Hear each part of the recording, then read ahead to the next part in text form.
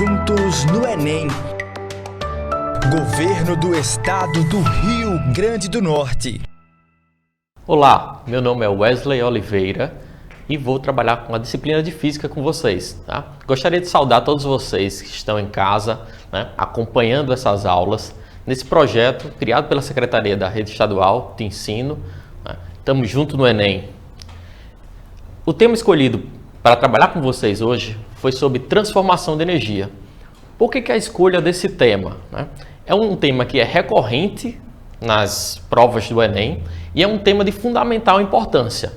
Então, a primeira coisa que a gente vai começar na nossa aula de hoje é avaliando qual é o objetivo da nossa aula. Quando a gente pega a matriz curricular do Enem, a gente vai ver lá que ela é formada por habilidades e competências. E aí eu selecionei para vocês e esse vai ser o nosso objetivo da aula. Então vamos acompanhar aqui no slide. Tá? O objetivo de hoje é avaliar possibilidades de geração, uso ou transformação de energia em ambientes específicos, considerando implicações éticas, ambientais, sociais e econômicas. Tá? Quando a gente fala dessa temática, é óbvio que a gente precisa ter um conhecimento inicial do que ela trata exatamente. Então vamos acompanhar novamente aqui no slide o que a gente traz para iniciar nossa discussão. As transformações de energia estão presentes nos fenômenos diários. Para que nos movamos em um carro, por exemplo, diversas transformações energéticas são necessárias. Ao dar a partida, o motorista espera que a bateria transforme energia química em energia elétrica, fazendo o motor girar. A faísca dentro dos cilindros causa a explosão da mistura gasolina e oxigênio, e uma parte da energia térmica se transforma em energia cinética, movimentando o veículo. E a outra parte em calor, em decorrência do atrito dos pneus com o solo, por exemplo. Tá? Então repare que nesse slide a gente tem um conjunto de fenômenos, tá? E que a gente consegue perceber com facilidade, com nitidez, a quantidade de transformações de energia que está acontecendo. Então veja que desde o início, quando eu dou a partida no carro, já há um processo de transformação de energia. Primeiro, quando o motorista dá a partida, ele espera que essa bateria ela vai transformar energia química em energia elétrica. Quando a gente fala do pistão, por exemplo, a gente vai transformar a energia química, a energia térmica proveniente de uma explosão, também energia em movimento. Então, praticamente, pessoal, todos os processos na natureza envolvem transformações de energia. Por isso que essa temática é tão relevante. Ora, a física ela é estruturada em 4 princípios de conservação. Então, desde o seu primeiro ano do ensino médio, vocês começam a estudar o primeiro princípio de conservação, que é o princípio de conservação da energia. E do que trata esse princípio? Com certeza vocês já devem ter escutado, tá? Mesmo que vocês não lembrem, e não soubessem que isso tratava de um princípio de conservação, mas quando a gente trata da física, o princípio de conservação da energia ele diz o seguinte: na natureza, a energia ela não pode ser criada nem destruída, apenas transformada. Então, o que a gente tem, o universo ele foi criado com uma determinada quantidade de energia e o que a gente tem ao longo do tempo são processos de transformação de energia. Nada além disso. Então, eu não posso criar energia, nem posso destruir energia.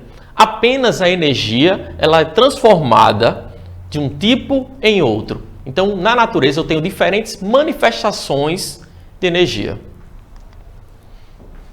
Se a gente pensar um pouquinho sobre o processo de produção de energia elétrica, que quando a gente fala em energia, a primeira coisa que vem na cabeça é energia elétrica, vamos falar um pouquinho sobre as usinas. Se a gente pensar, por exemplo, na usina hidrelétrica, acompanha aqui no slide, a energia potencial da água transforma-se em energia cinética e movimenta turbinas acopladas a geradores elétricos. Nas usinas termoelétricas, a energia necessária para aquecer a água provém de combustíveis derivados do petróleo ou do carvão. Então, eu queimo esse combustível para poder produzir energia elétrica, vapor, vaporizar a água e movimentar as turbinas. Nas usinas nucleares, eu utilizo o urânio como combustível para aquecer a água, né, e, consequentemente, formar vapor e também movimentar as turbinas. Resumindo, o que a gente pode dizer? Que, de maneira geral, a finalidade das usinas são transformar outras formas de energia em energia elétrica. Óbvio que quando a gente fala de geração de energia elétrica, né, entenda aí geração como bastante aspas aí, né, porque eu não posso, a gente acabou de ver que a gente não pode criar energia, então eu posso transformar apenas. Então, quando a gente está falando de transformações de energia elétrica, vem o termo eficiência, eficiência energética. Se eu olhar lá no dicionário, o que significa a palavra eficiência? Vamos para o slide aqui, ó. No dicionário, a palavra eficiência significa capacidade de realizar tarefas ou trabalhos de modo eficaz e com o mínimo de desperdício. Logo, quando falamos de eficiência energética, relacionamos a uma busca por melhorar o uso das fontes de energia. Já quando a gente fala da física, né, o conceito ele é semelhante, tá? Mas ele traz um sentido um pouco diferente, né? Então, na física, vamos para o slide novamente, a eficiência é dada pela relação entre a energia produzida pelo sistema e a energia total fornecida ao sistema. Então, aparece aqui, pela primeira vez, duas equações que são fundamentais quando nós estamos falando sobre eficiência, não é? Então, a primeira delas é eficiência, ela é igual ao trabalho realizado, ou seja, algo que é útil para o sistema, dividido pela energia. Então, a eficiência é a razão do trabalho realizado pela quantidade de energia que foi fornecida no sistema. E a outra palavra, ou melhor, a outra grandeza física, que é fundamental para a gente quando nós trabalhamos com eficiência, é a ideia de potência. O que é potência? Potência, vamos para o slide novamente, é a razão, ou seja, a divisão entre a energia por unidade de tempo. Ora, quando a gente fala, por exemplo, que um carro é mais potente que o outro, o que a gente está querendo dizer com isso? Só para a gente entender um pouquinho sobre o que é potência, né? Um carro mais potente que outro é aquele que consegue realizar o mesmo trabalho que o outro no menor intervalo de tempo. Então, essa é a ideia de potência, tá? Ficou claro aí para todo mundo? Vamos lá, seguir adiante então. E quando a gente fala de transformações de energia, existe uma manifestação de energia que é recorrente em todas elas, que é calor. Todos os processos em que envolvem transformações de energia, uma parcela dessa energia é perdida na forma de calor, tá? Então, ó, vamos para o slide. Na natureza, são sistemas reais. Todos os processos físicos envolvendo transformações de energia, eles dissipam, eles perdem uma parcela dessa energia na forma de calor para o ambiente. Ou seja, não existe nenhuma máquina que possui rendimento de 100%. Mas lembre-se que o calor gerado nessas transformações, ele pode ser reaproveitado de alguma forma. Essa é uma das maneiras de aumentarmos a eficiência energética, por exemplo. Então, pessoal, quando a gente está falando de eficiência, que a gente acabou de colocar aqui no slide passado, a gente está falando dessa relação entre o trabalho realizado e a quantidade de energia que é fornecida para o sistema. E como eu acabei de colocar aqui para vocês, todos os processos naturais, uma parcela dessa energia ela é dissipada na forma de calor. Uma forma de eu aumentar a eficiência é justamente fazer o quê? É eu tentar reaproveitar esse calor que seria dissipado para o ambiente. Então, essa é uma das maneiras, tá? Agora, pensando um pouquinho mais, né? Agora sobre energia mecânica. Porque até então a gente estava falando sobre energia de maneira geral, né? Todos os processos que envolvem a natureza envolvem transformações de energia. Começamos exemplificando desde a partida do carro, né? O movimento do carro, até o processo de transformações de energia que acontecem em usinas hidroelétrica, termoelétrica, né? E a nuclear. Agora, falando especificamente de energia mecânica, vamos focar um pouquinho aqui no slide novamente. Eu abro aqui para vocês com uma pergunta. Todo mundo já teve a oportunidade de ver, né, uma montanha-russa, ou pelo menos, né, em filme, quem não teve a oportunidade de andar. Mas a primeira pergunta é, por que a altura em que o carrinho da montanha-russa inicia a primeira descida é maior dentre todas? Então, quando a gente vai e olha para um parquinho lá de montanha-russa, a gente vê que a primeira descida dessa montanha, ela é sempre maior do que as outras. Ah, certo. Por que isso acontece? E outra coisa, qual é a relação disso com o que a gente está estudando aqui hoje, na aula de hoje? Então, fiquem com essa pergunta aí para vocês. Vamos pensar numa outra situação. Todos vocês também já devem ter visto, pelo menos em filme, né, saltos de bungee jump. Ou seja, a pessoa se amarra num elástico, né, prende as pernas num elástico e se abandona de uma determinada altura. Então, pensando nesse fenômeno, vamos novamente aqui para o slide, ó, tem uma figurazinha ilustrando quais as transformações de energia que estão envolvidas num salto de bungee jump. Então, eu marquei ali na figurinha 4 pontos para vocês. O ponto A, que seria antes da pessoa se jogar. O ponto B, momentos após a pessoa se jogar. Ponto C, quando o elástico começa a esticar. E o ponto D, quando o elástico ele esticou completamente. Tá? Então veja que a gente tem duas situações, dois fenômenos, em que a gente vai usar isso para poder compreender os conceitos mais importantes dentro da energia mecânica. Tá? Repare que, quando eu trato de energia mecânica, olhando para a situação específica do salto de bungee jump, eu tenho aqui, primeiro, quando a pessoa se abandona desse ponto inicial, ele começa a adquirir uma velocidade. Então, eu posso dizer que no meu sistema existe energia cinética. Por quê? Porque existe um corpo em movimento. Então, todas as vezes em que existe um corpo em movimento num sistema, energia cinética está presente. Eu tenho uma altura em relação ao sistema de referencial. Nesse caso aqui, o solo. Eu estou usando o solo como referência e a pessoa, antes de abandonar-se ou no meio dessa trajetória, ela também vai ter diferentes alturas em relação ao solo.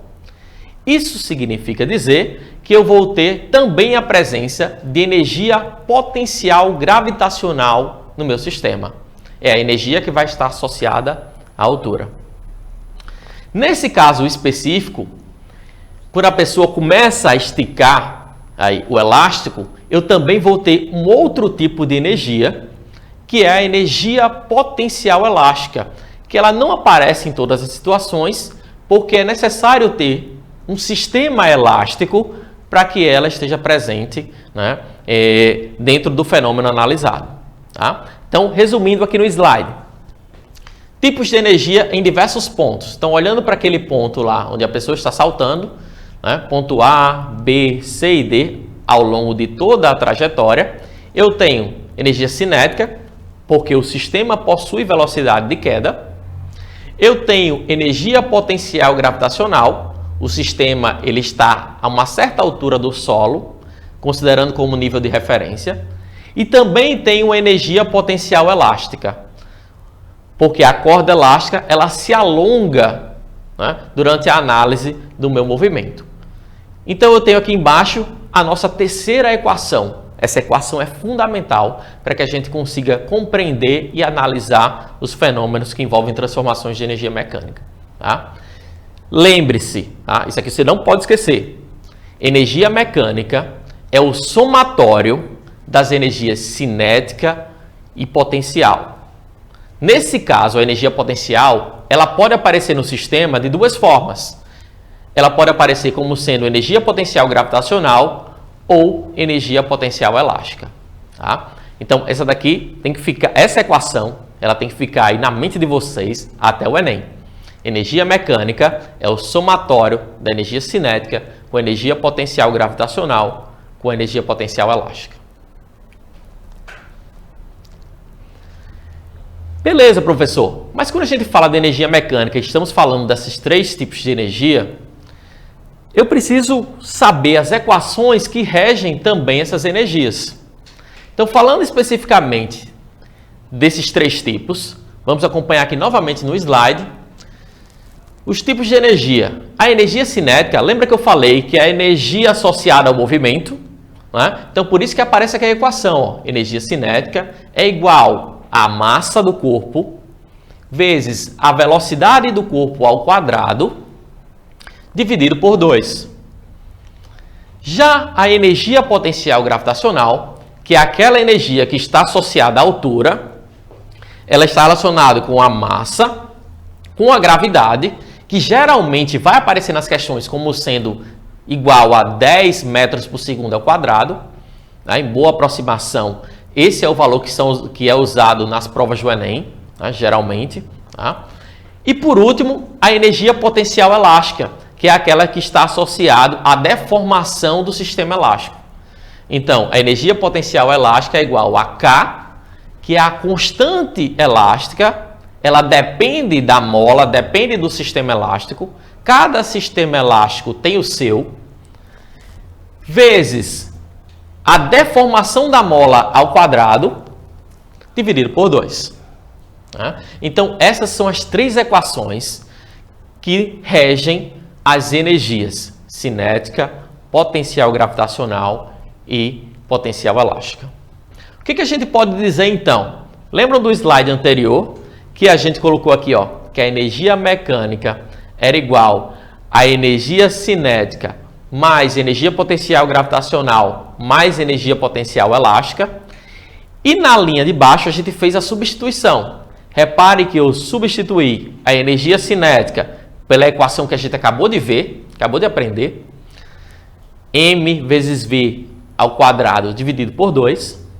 Substituí a energia potencial gravitacional pela equação que a gente acabou de aprender agora, mgh. E substituir a energia potencial elástica pela equação que a gente acabou de ver também. K vezes x ao quadrado dividido por 2. Tá?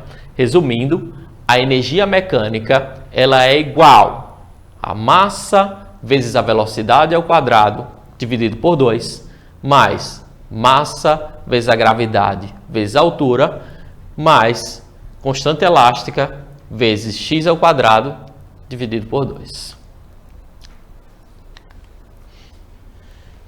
Ora, também quando eu falo sobre energia, 2 conceitos são fundamentais que a gente tenha compreensão sobre isso. Né? O primeiro deles é o conceito de conservação.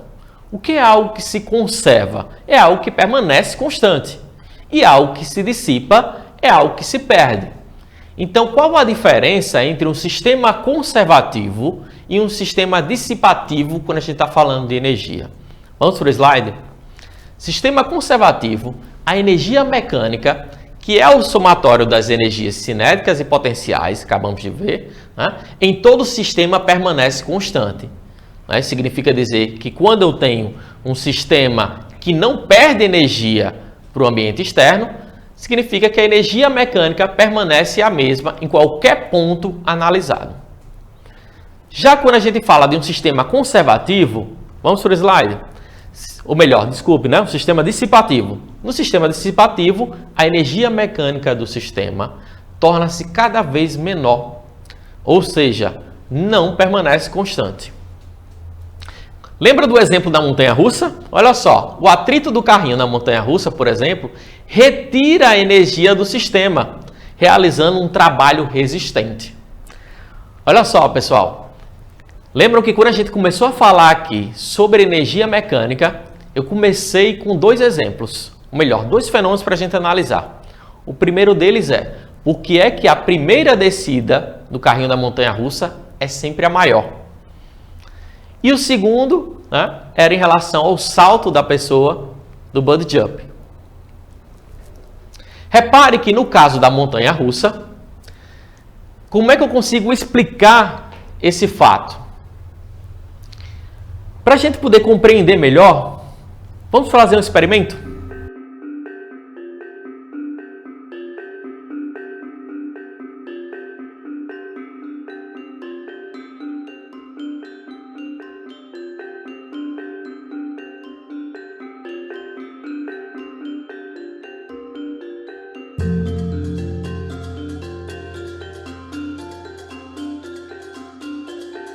Então, pessoal, como vocês viram aí no experimento, ao abandonar a bolinha e para cada colisão que ela tinha com o fundo do recipiente, ela não conseguia retornar à altura inicial. Eu separei aqui justamente 3 momentos para que a gente pudesse visualizar melhor o que acontece nesse vídeo que acabou de passar aí para vocês, né? Repare que na situação inicial, a bolinha ela é abandonada de uma altura H. Essa altura H é a altura maior de todas.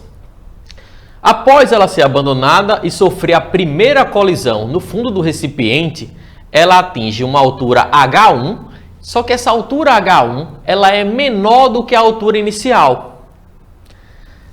Obviamente que a bolinha continua em movimento e ela colide a segunda vez com o fundo do recipiente. Repare que essa altura 2 ela é menor do que a altura 1. O que a gente pode dizer sobre esse fenômeno que nós estamos analisando?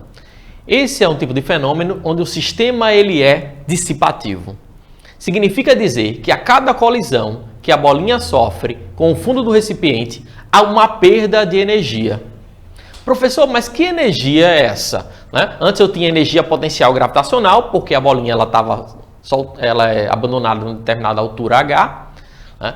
Essa transformação de energia cinética, porque ela começa a ganhar velocidade, e ela sofre a primeira colisão no fundo do recipiente. Quando ela sofre a colisão no fundo do recipiente, ela produz um barulho. Né? E se eu tivesse um termômetro muito sensível, eu conseguiria perceber uma variação de temperatura muito pequena.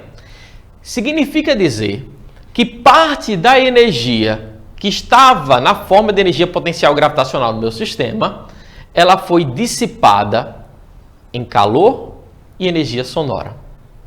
E esse movimento, ou melhor, esse fenômeno, ele vai se repetindo a cada colisão. Cada colisão que ela sofre no fundo do recipiente, ela perde uma parcela de energia na forma de energia sonora e de energia térmica. Tá? Isso explica, então, por que é que, quando eu tenho o carrinho de montanha-russa, a primeira descida, ela tem que ser a maior de todas. Tá? Por quê? Porque a montanha-russa é um sistema real e, obviamente, que também há dissipação de energia. O carrinho ele faz um atrito, né? Existe uma força de atrito entre o carrinho e todo o percurso da montanha-russa. Tanto é que nós escutamos o barulho do carrinho. E se a gente pegar nos trilhos, logo após o carrinho passar, eu perceberia o aquecimento dos trilhos. Ou seja, a primeira descida ela tem que ser maior, porque eu tenho energia potencial gravitacional, e à medida que ele vai percorrendo toda a trajetória, parte dessa energia vai sendo perdida na forma de calor e de energia sonora. Tá? Então, voltando aqui para o slide, resumindo, a montanha-russa ela é um exemplo de um sistema dissipativo, ou seja, não conserva o somatório das energias cinética e potencial, ou seja, não conserva a energia mecânica. Isso explica o porquê da primeira descida do carrinho ser a maior entre todas. E agora para a segunda situação, o segundo fenômeno que a gente trouxe aqui para vocês, tá? Que foi o salto do Bud Jump. E aí eu separei os 4 pontos que a gente tinha marcado até então. Ponto A, ponto B, C e D. Então no sistema conservativo, vamos acompanhar aqui nos slides, tá? No sistema conservativo, a energia mecânica total permanece constante, qualquer que seja a transformação do sistema. Ora, então aqui eu tenho um sistema ideal. Um sistema ideal é um sistema conservativo, não há perda de energia nesse sistema.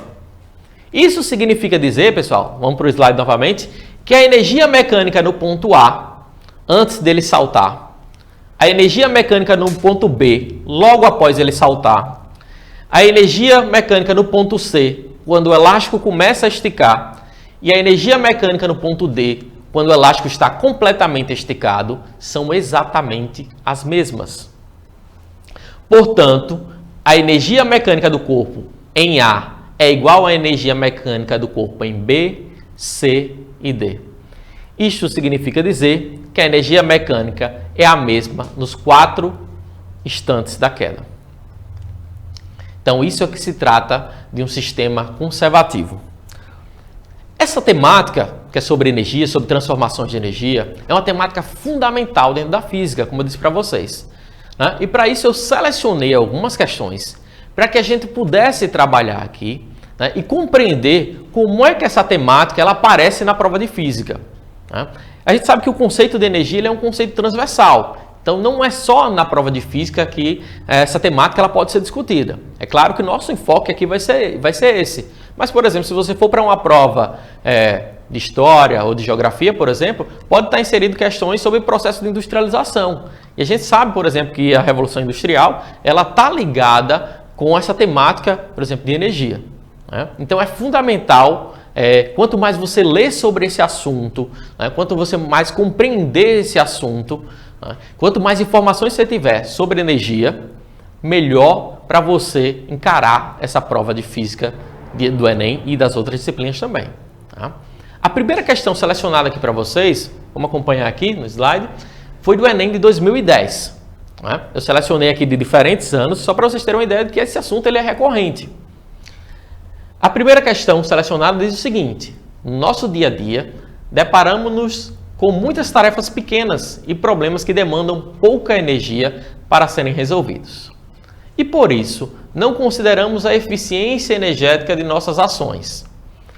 No global, isso significa desperdiçar muito calor que poderia ainda ser usado como fonte de energia para outros processos.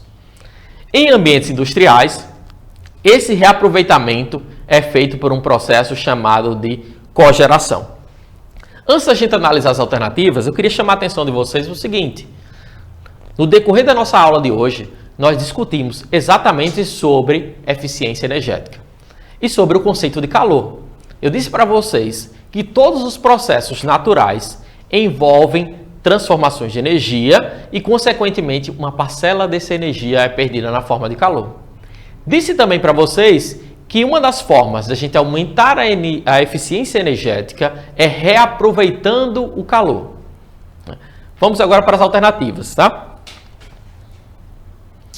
A figura ilustra um exemplo de cogeração na produção de energia elétrica. Em relação ao processo secundário de aproveitamento de energia ilustrado na figura, a perda global de energia é reduzida por meio da transformação de energia. Vamos focar nossa atenção para a figura aqui, tá? Eu tenho um processo aí de cogeração de energia elétrica. Repare que lá embaixo eu tenho a entrada do combustível, né? Todos vocês já devem ter ouvido falar sobre o gerador, por exemplo. Então eu preciso de, geralmente, diesel, né, para fazer isso. Então eu tenho um gerador a diesel e do gerador a diesel eu já tenho uma geração de energia elétrica primária. Então, por exemplo, vocês já foram em shows e às vezes deve ter visto um gerador por lá. Quem já teve a oportunidade de passar perto de um gerador, vê que parte da energia ela é despendida na forma de calor. Então, como tem uma outra setinha aqui para cima, eu tenho um calor sendo liberado. Quando eu falo de uma indústria, esse calor ele é reaproveitado. Então, eu tenho ali gases que são exalados dessa combustão do diesel e o calor ele serve para aquecer água e gerar vapor. Esse vapor, né, vai girar a turbina. E essa turbina ela vai estar ligada a um outro gerador e aí eu tenho energia elétrica secundária. Repare que eu tenho dois processos de geração de energia elétrica. A energia elétrica primária, que é gerada logo na queima do diesel, e eu tenho um processo de geração de energia elétrica secundário, que é a partir do reaproveitamento do calor liberado para aquecer água, virar vapor e girar uma nova turbina. Ok? Então eu tenho um processo de cogeração de energia. Vamos avaliar as alternativas baseado nessa figura. Então, nesse processo de cogeração de energia, o que eu tenho? Eu tenho energia térmica sendo transformada em energia mecânica, letra A. Eu tenho, letra B, energia mecânica sendo transformada em energia térmica. C, energia química em energia térmica. Química em mecânica, ou letra E, energia elétrica em luminosa. Dica para vocês, pessoal, olhando para as alternativas ainda. Sempre é possível no Enem eu eliminar pelo menos 2 ou 3 alternativas de cara. E a primeira delas que eu posso eliminar aqui, ó, é energia química. Eu não tenho nenhuma reação química nesse processo de cogeração de energia elétrica. Onde é que eu tenho energia química, professor? Quando eu trato com pilhas e baterias, por exemplo. Então, já consigo descartar a letra C e letra D. Energia elétrica em luminosa não faz muito sentido. Por quê? Porque se eu tenho um processo de cogeração de energia elétrica, né, então eu não posso ter energia elétrica sendo transformada em outro tipo de energia. Então, eu já consigo eliminar a letra C, D e E. E eu fico aí com a letra A e a letra B. Qual é o meu intuito, então, nesse processo de cogeração? É aproveitar o vapor para girar uma turbina. Ou seja, eu tenho energia térmica sendo reaproveitado em energia mecânica. Tá? Então, aí eu tenho letra A como sendo a alternativa correta. Ok, pessoal? Vamos para a segunda questão. Tá? No ano seguinte, veja que teve mais uma questão sobre energia. 2011. A figura representa o processo mais usado nas hidrelétricas para a obtenção de energia elétrica no Brasil. As transformações de energia nas posições 1 e 2 e 2 e 3 da figura são respectivamente. Vamos analisar a figura. Então, o que eu tenho aqui, pessoal? No cantinho aqui, tá? Na posição 1, eu tenho um reservatório onde está acumulando água. Né? Para quem já teve a oportunidade de ver uma hidrelétrica, seja em filme ou presencialmente, né? Eu tenho um reservatório muito grande, é construído uma parede muito grande para acumular água.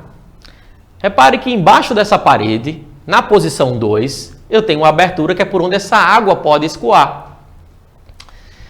E aí eu tenho também acoplada uma turbina nessa posição 2 e na posição 3 eu tenho justamente ali mais próximo o transformador, né, e a usina geradora de maneira geral.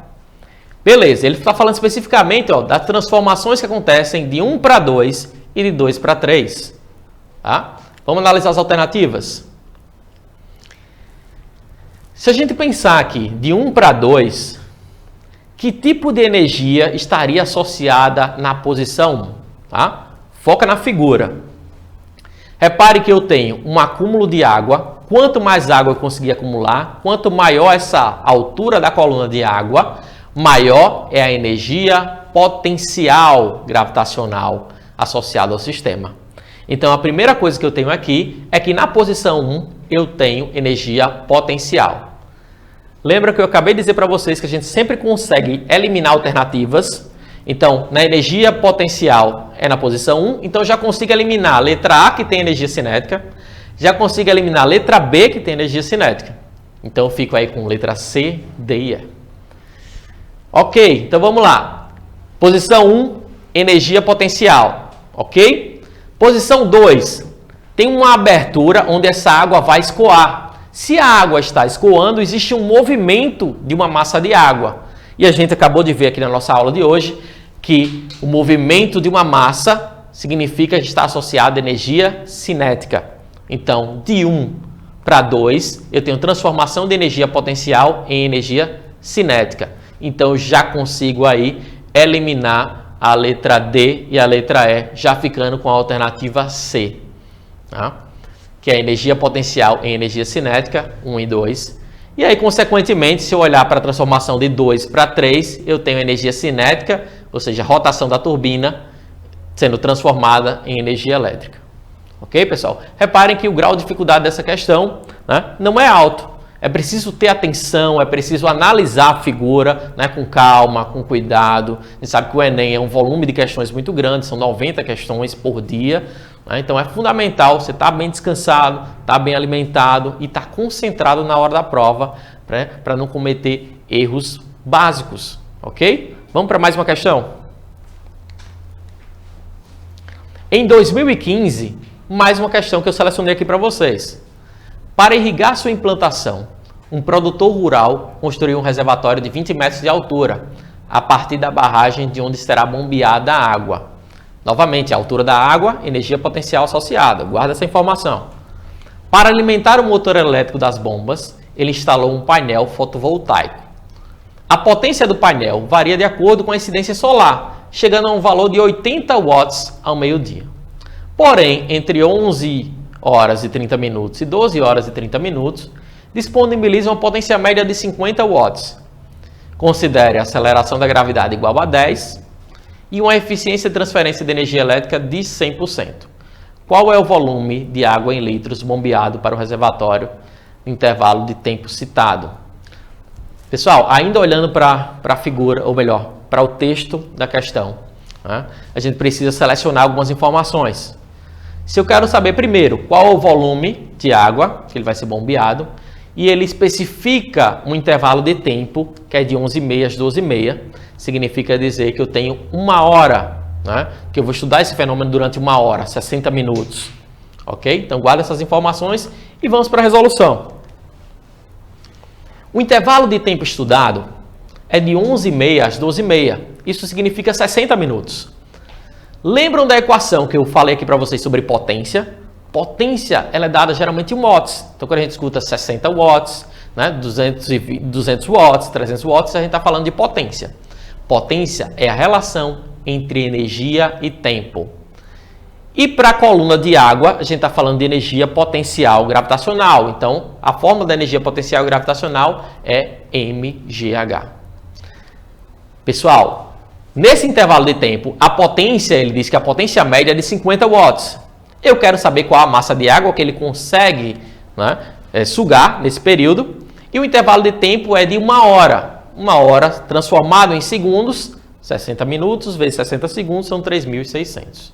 Ele falou também para a gente que a gravidade era 10 e que a altura da coluna de água é de 20 metros.